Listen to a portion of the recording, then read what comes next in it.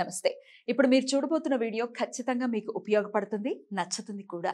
మరి మీకు నచ్చిన విషయం నాకు తెలియాలి అంటే ఈ వీడియోని మీరు లైక్ చేయాలి, షేర్ చేయాలి, అలాగే మన ఛానల్‌ని సబ్స్క్రైబ్ చేయాలి. మీ సపోర్ట్‌ని నాకు అందిస్తారు కదా? ఓకే. ఇప్పుడు వీడియోని స్టార్ట్ చేద్దాం. నమస్తే.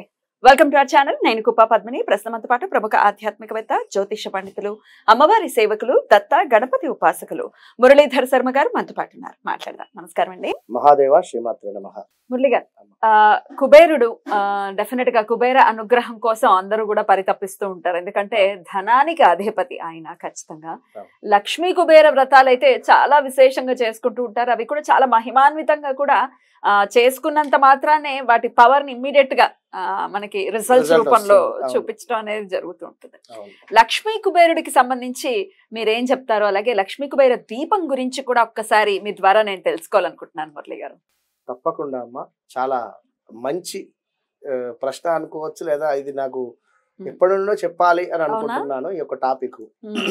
అంటే రహస్య పరిహార శాస్త్రంలో దీపాలకు సంబంధించి చాలా అంటే చాలా మనకు చెప్పడం జరిగింది. ఎన్నో విశేషంగా ఎలాంటి దీపారాధన చేస్తే మనకు ఎలాంటి ఫలితాలు కలుగుతాయి అనేటువంటి విషయాన్ని ఎంతో క్షుణ్ణంగా కూడా క్లియర్గా కూడా ఇవ్వడం జరిగింది. కొందరు ఆల్రెడీ దీపారాధన చేసినటువంటి ప్రమిదను శుభ్రం చేయకుండా అందులో మరలా కూడా నూనె వేసి ఆ వత్తినే దీపారాధన చేసినా వచ్చేటువంటి దరిద్రం ఉంటారు. వత్తిని కూడానా ఉంటారు. అంటే నేను అనేది ఏమిటి అంటే, వారు ఏదో కంగారు గుడికి వస్తారు, వత్తులు మర్చిపోతారు, లేదా లేదా వారు ఎవరో వెలిగించి వెళ్ళిపోయినటువంటి అదేదో కొండెక్కిన తర్వాత గాలికి ఆరిపోయిన తర్వాత మరలా దాన్ని వాళ్ళు పైకి అని చెప్పి వెలిగించడము అంటే తెలియదు వారికి విషయం ఏంది అంటే. ఇక అంటే ఇవన్నీ మేము చూసిస్తున్నట్టుగా చూస్తూ ఉంటాము, మా బిజీలో మేము ఉండడం జరుగుతుంది. అదంటే ఇట్లాంటివి చేసినా కూడా వచ్చే దరిద్రాలు, దోషాలు. ఇప్పుడు గర్భగుడిలోకి వెళ్ళకూడదు, ఓన్లీ బ్రాహ్మణులే వెళ్ళాలి అని చెప్పి అంటూ ఉన్నారు. బయట నుండి పువ్వులు విసిరే వాళ్ళు కూడా ఉంటారు. అలా విసిరినది ఆ విసిరితే మీకు ఒక దోషం అనేది వస్తుంది. అక్కడ మీరు అర్థం చేసుకోండి. ఇక్కడ కనుక పువ్వులు మనం ఎవరికైనా ఇప్పుడు ఆడవాళ్ళకి ఏదైనా పువ్వులు ఇవ్వాలంటే చేతికి ఇస్తామా, నెత్తికేసి కొడతామా, మోన్కేసి కొడతామా? అంటే దూరంగా ఉన్నారని తగులుతాయి కదా. పువ్వైనా ఏదైనా రోజా పువ్వులు అయితే ఖచ్చితంగా వాటికి ముళ్ళులు ఉంటాయి.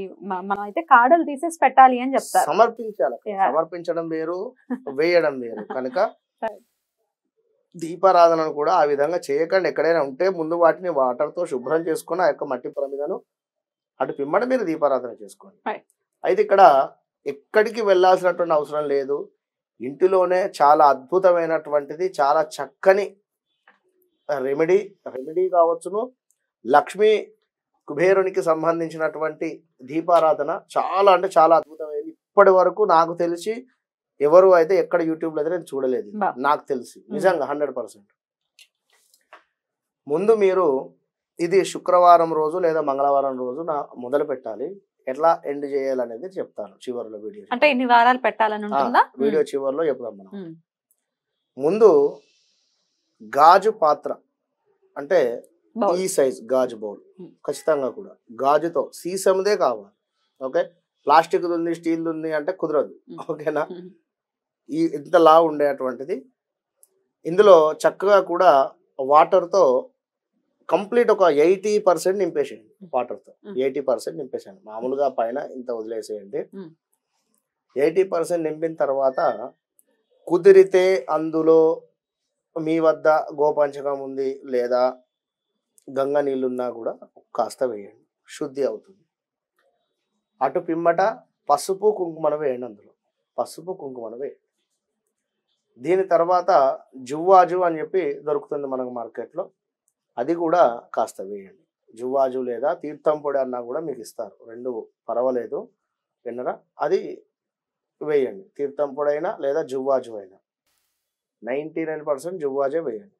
అటు పిమ్మట కర్పూరము పచ్చ కర్పూరం ఉండనివ్వండి, లేదా ముద్ద కర్పూరం అయినా ఉండనివ్వండి, లేదా మామూలుగా హారతి ఇచ్చేటువంటి కర్పూరం అయినా ఉండనివ్వండి. అదేదైనా కాస్త తీసుకొని దాన్ని పొడి చేసి వేసేసేయండి దాని మొత్తం కూడా.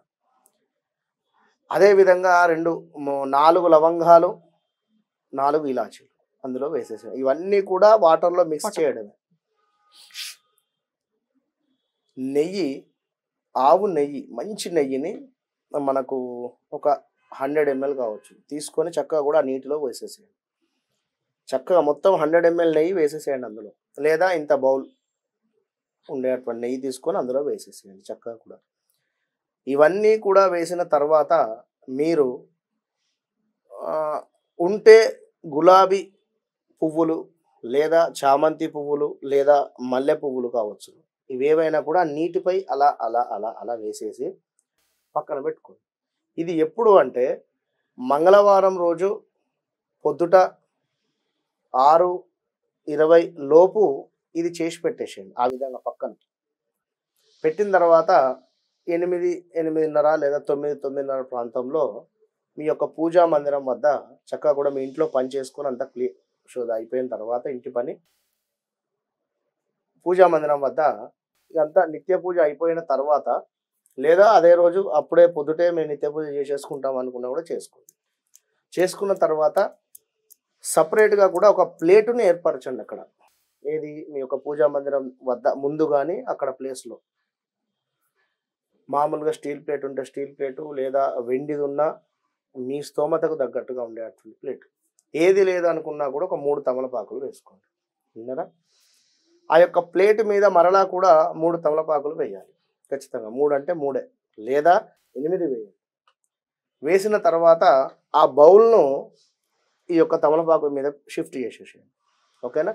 షిఫ్ట్ చేసినటువంటి ఆ యొక్క అవన్నీ కూడా మనం వేసినటువంటి యొక్క మిశ్రమాలన్నీ కూడా వేసినటువంటి ఆ యొక్క బౌల్ పైన పువ్వొత్తి అనేటువంటిది దొరుకుతుంది మనకు మార్కెట్లో. లేదా ఇవాళ రేపు చాలా కూడా కింద మనకు పంచద్రవ్యాలతోని తయారైనటువంటి ఒక స్టాండు లాగా ఉండి దానిపైన ఒక వత్తి రావడం జరుగుతుంది. అది నీటిలో వేసినా కూడా మునగకుండా ఉంటుంది. లేదా అరిటాకు కానీ లేదా ఇంకేదైనా కూడా కింద ఏదైనా ఒక సపోర్ట్ ఉండేటువంటి విధంగా చూసుకొని ఆ యొక్క పువ్వొత్తి వేయండి. దాంట్లో చక్కగా కూడా దీపారాధన చేయండి.